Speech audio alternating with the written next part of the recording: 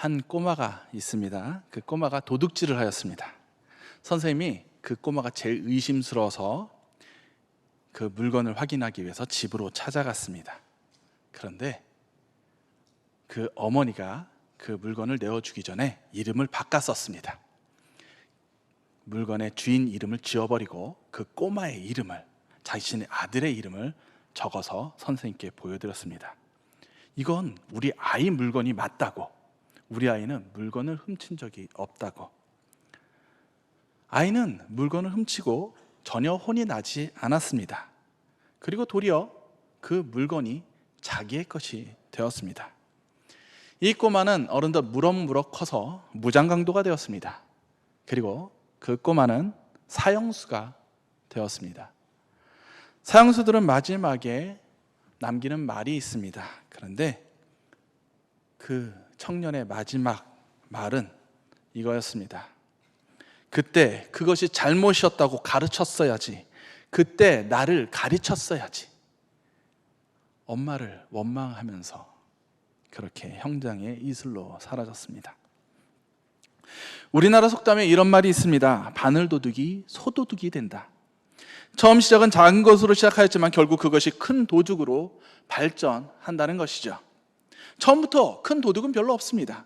작게 시작했다가 점점 큰 도둑이 되는 것이죠. 본문 1절은 이런 악인의 악화되어 가는 과정을 보여주고 있습니다. 1절 말씀입니다. 복 있는 사람은 악인들의 꾀를 따르지 아니하며 죄인들의 길에 서지 아니하며 오만한 자들의 자리에 앉지 아니하고. 복 있는 사람의 특징에 대해서 이렇게 말을 하고 있습니다. 악인의 꾀를 따르지 아니하며. 악인의 꾀는 무엇입니까? 그는 술수와 속임수입니다.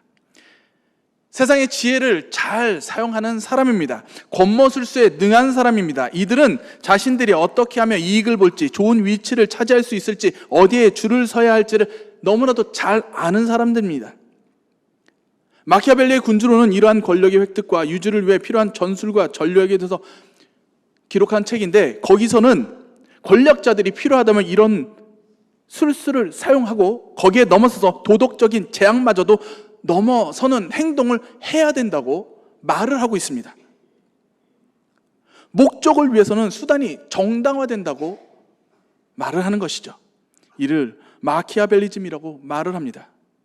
세상에서는 이익을 위해서라면 이런 술수를 적극적으로 사용하라고 말을 합니다. 그리고 또 복 있는 자에 대해서 이렇게 말합니다. 죄인들의 길을 서지 않으며. 죄인들의 길이라면 무엇입니까? 하나님의 길에 서지 않았다는 것입니다. 길이 의미하는 것은 무엇입니까? 삶의 방향과 방식입니다. 자기의 행동과 삶의 행동의 양식을 뜻하는 것입니다. 그들의 삶의 방식이 하나님의 법에 있지 않은 자들, 세상의 꾀, 지혜를 통해 세상의 것을 취하고 세상의 법, 약육강식의 법을 따르는 자들입니다.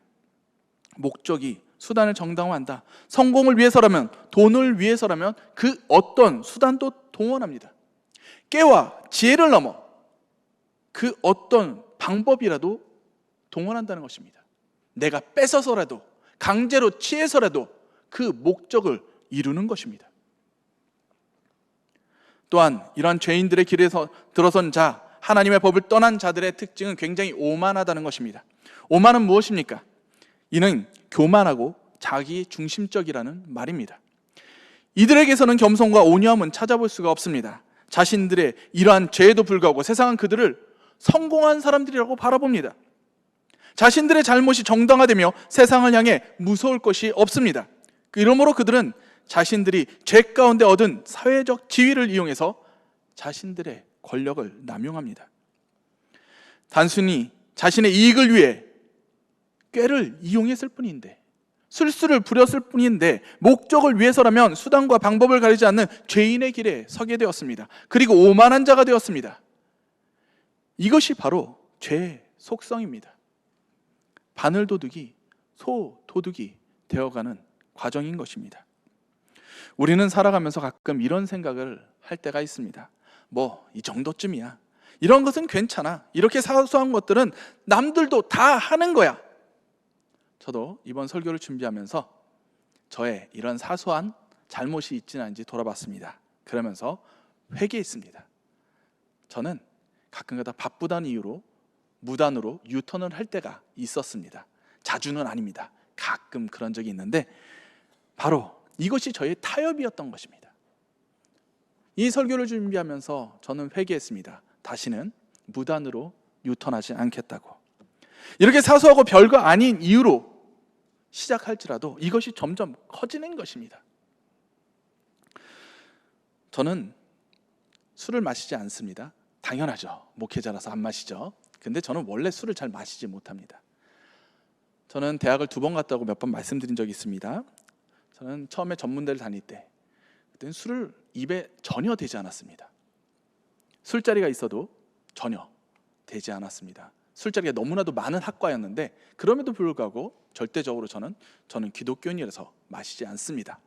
이렇게 얘기했던 제가 다시 기독교 학교로 다시 학교를 옮기고 나서는 어떻게 했을까요? 술을 마시기 시작했습니다.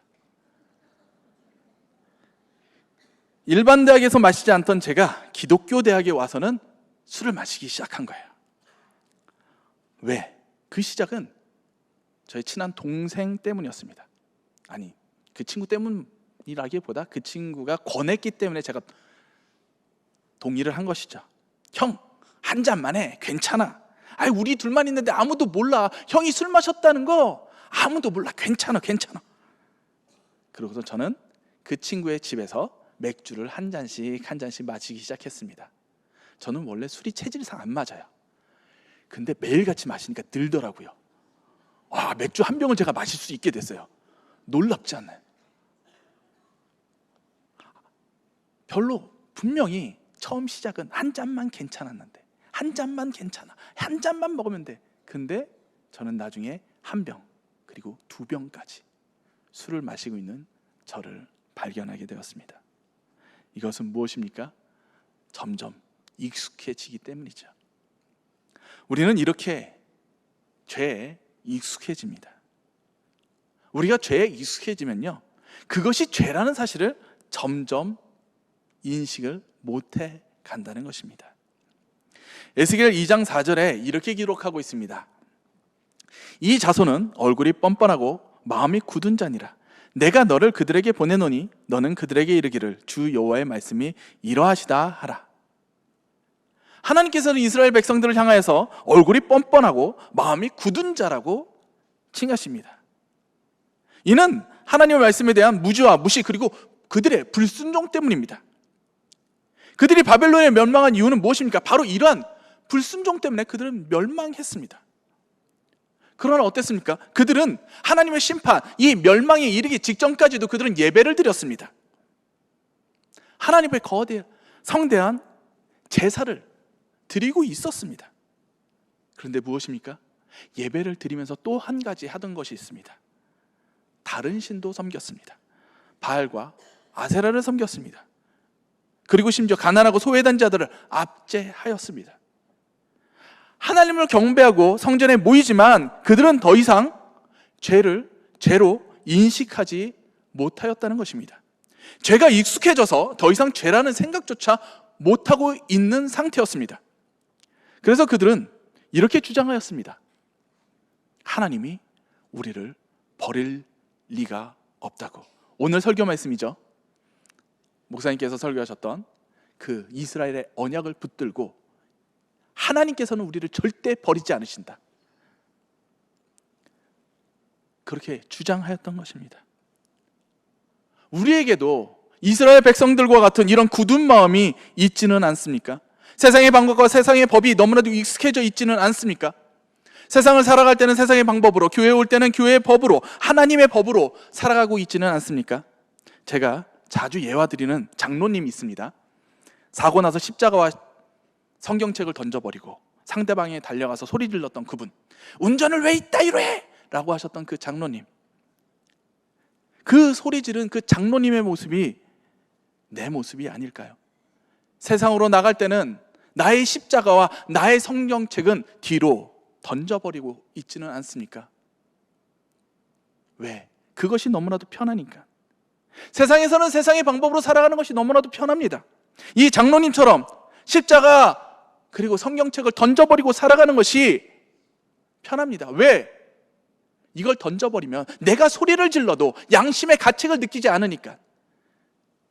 내가 그리스도인이라는 것을 그 사람은 모르니까. 이것은 무엇입니까?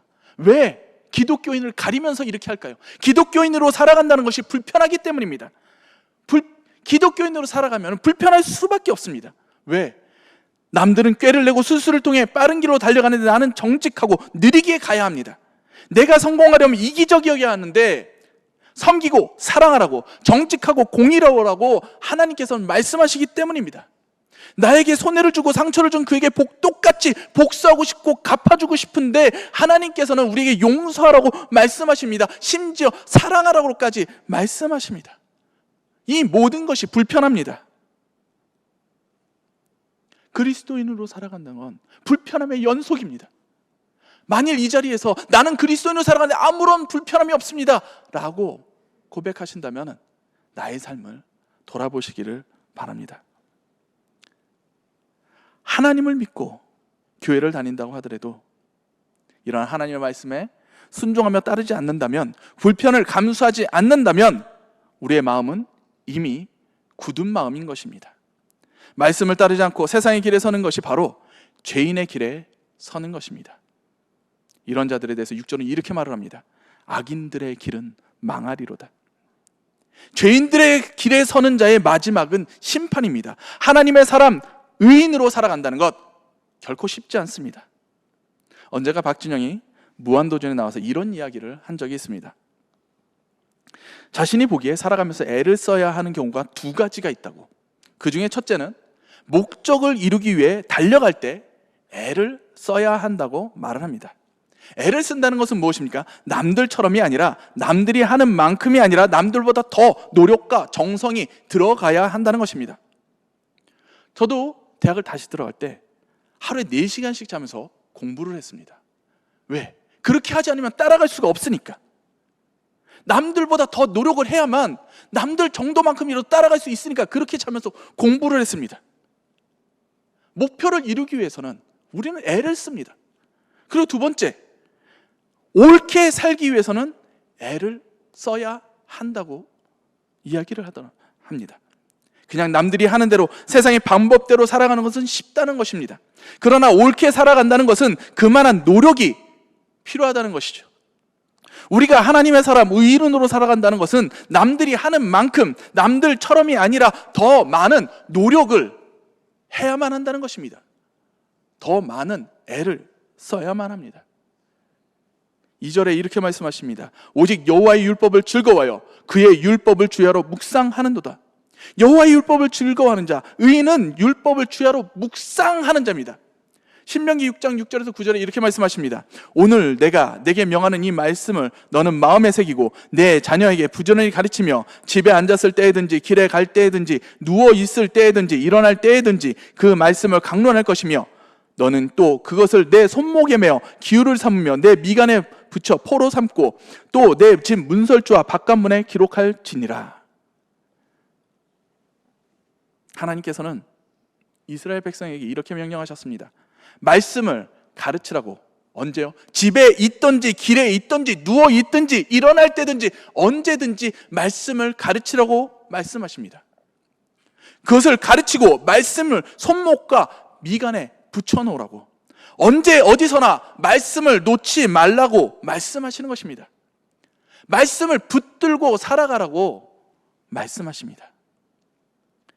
그런데 이러한 말씀을 놓치고 이마와 손목에서 떼어버리고 가르치기를 멈출 때 이스라엘 백성들은 굳은 마음으로 하나님을 떠난 것입니다.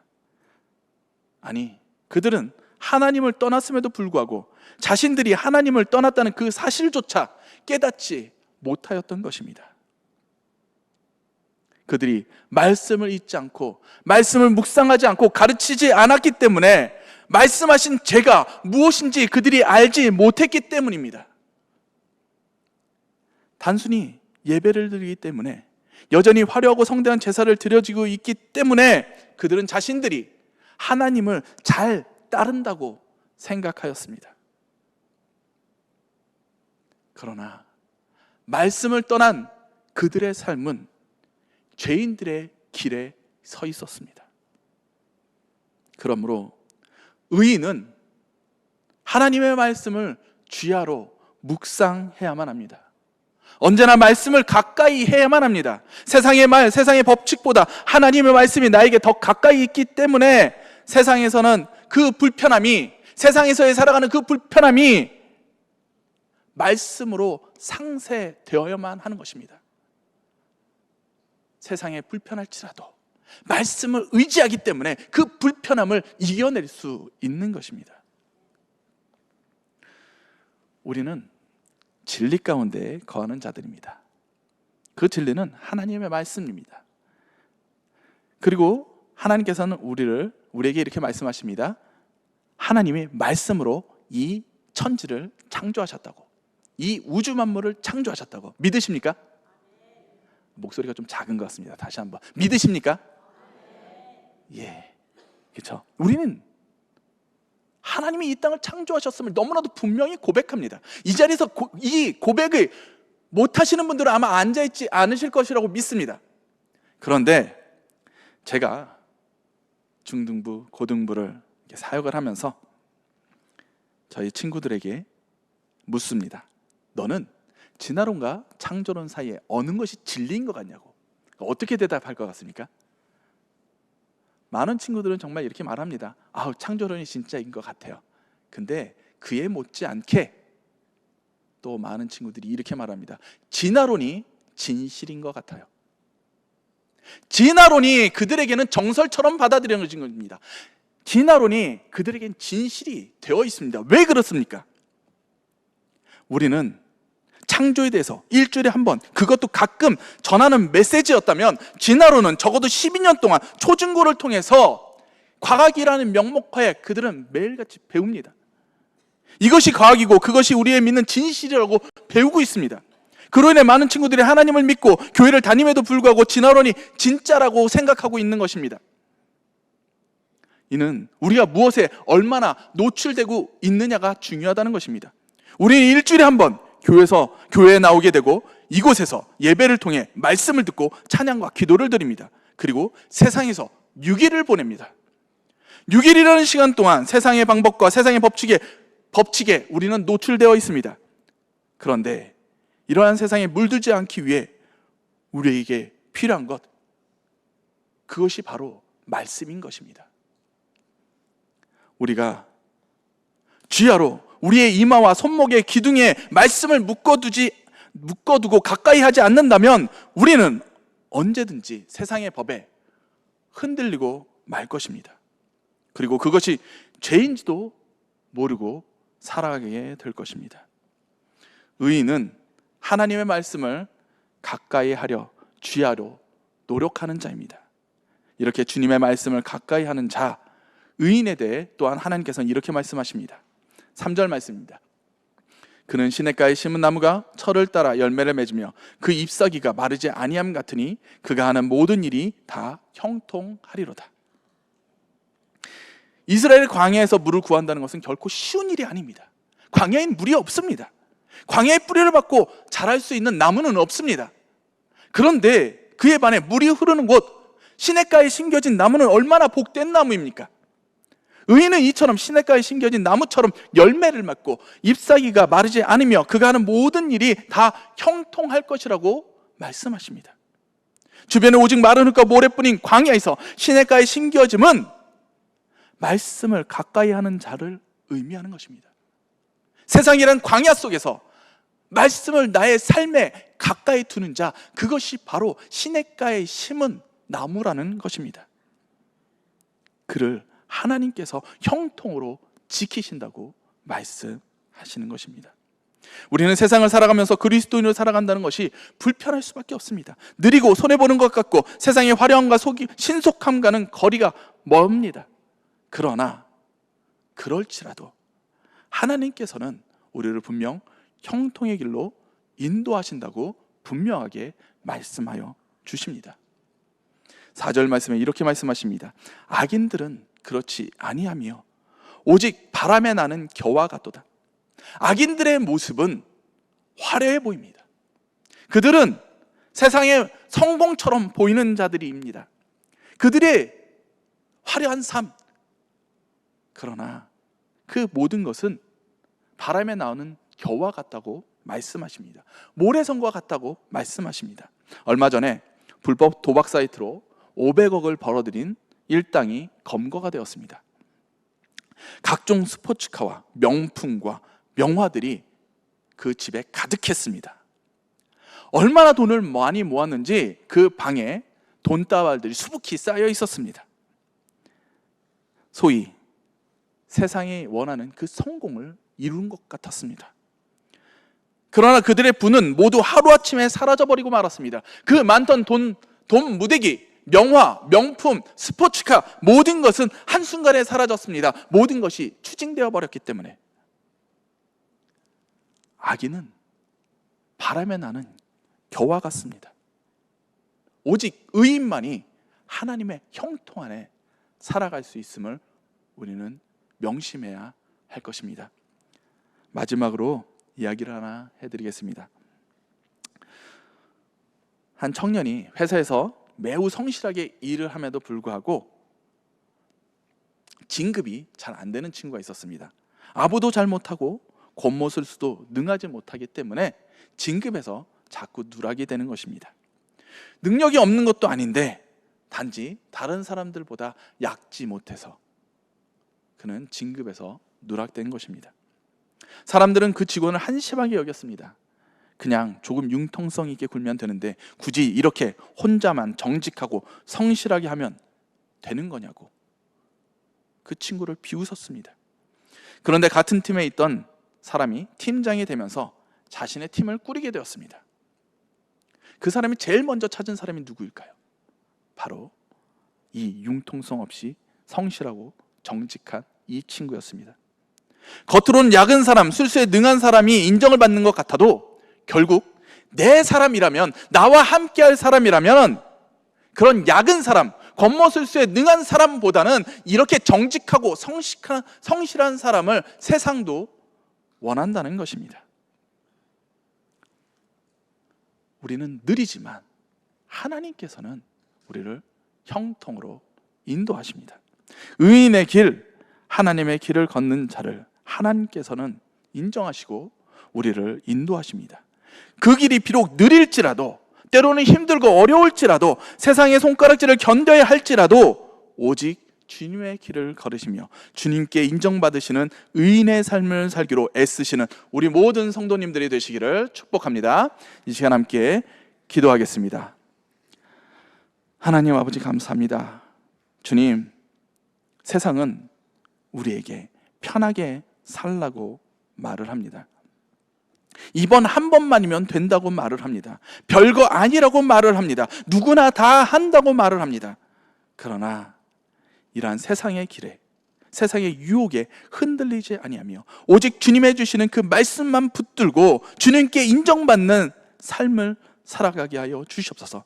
그러므로 주님의 형통 가운데 살아가는 내가 되게 하여 주시옵소서. 예수 그리스도 이름 받들어 기도드리옵나이다.